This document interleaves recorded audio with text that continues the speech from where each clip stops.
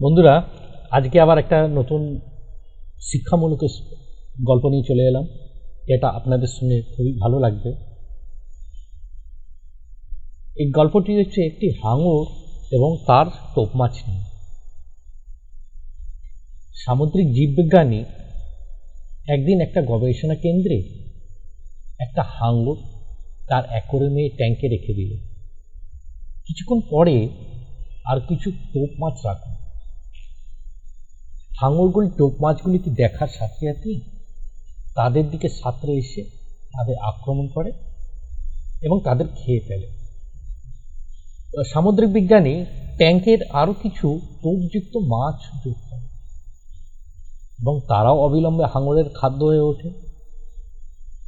এখন বিজ্ঞানী ট্যাঙ্কের মাঝখানে একটা শক্তিশালী কাচের স্বচ্ছ টুকরো রেখে দিল, যেটাকে বলা হয় পার্টিশন। এখন ট্যাঙ্কটি দুটো ভাগে বিভক্ত ছিল। একটি অংশে একটি হাঙর ছিল, দ্বিতীয় অংশে তিনি কিছু টোপ মাছ রেখেছিলেন।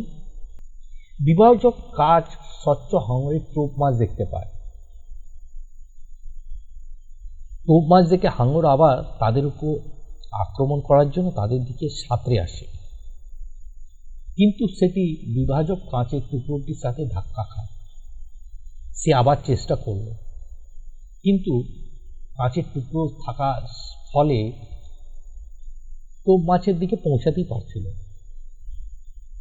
হাঙরটি সম্পূর্ণ আগ্রাসনের সাথে কয়েকবার টোপ মাছের দিকে আক্রমণ করার চেষ্টা করে, কিন্তু তা ব্যর্থ হয়, কারণ তার মাঝখানে একটা কাচের যে পার্টিশনটা লাগানো ছিল সে সেখানে গিয়ে বারবার ধাক্কা খাচ্ছে।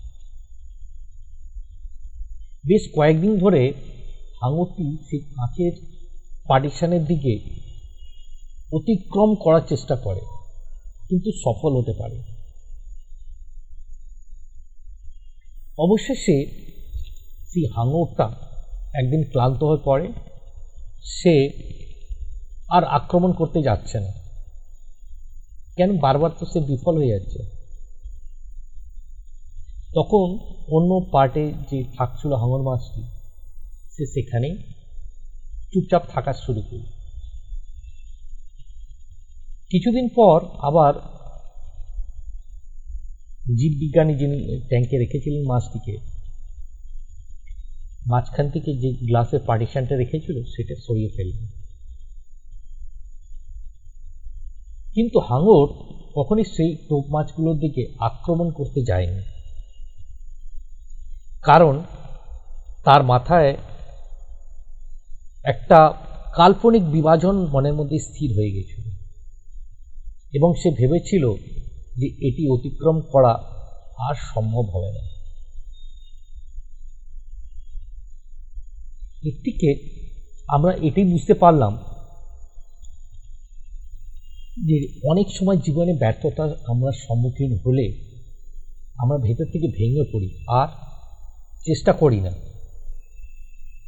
আমরা মনে করি আমরা যতটাই চেষ্টা করি না কেন আমি সেই সফলতার দিকে পৌঁছাতে পারবো না।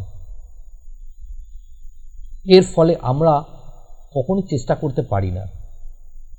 যেখানে সাফল্য অর্জনের জন্য নিরন্তর প্রচেষ্টা প্রয়োজন।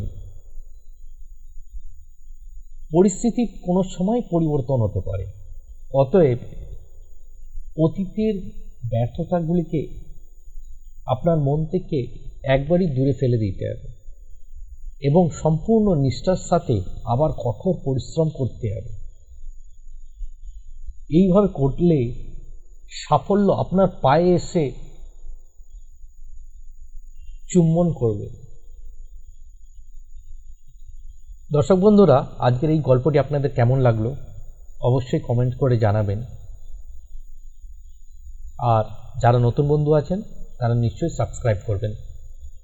আজকের মতন তাহলে ধন্যবাদ।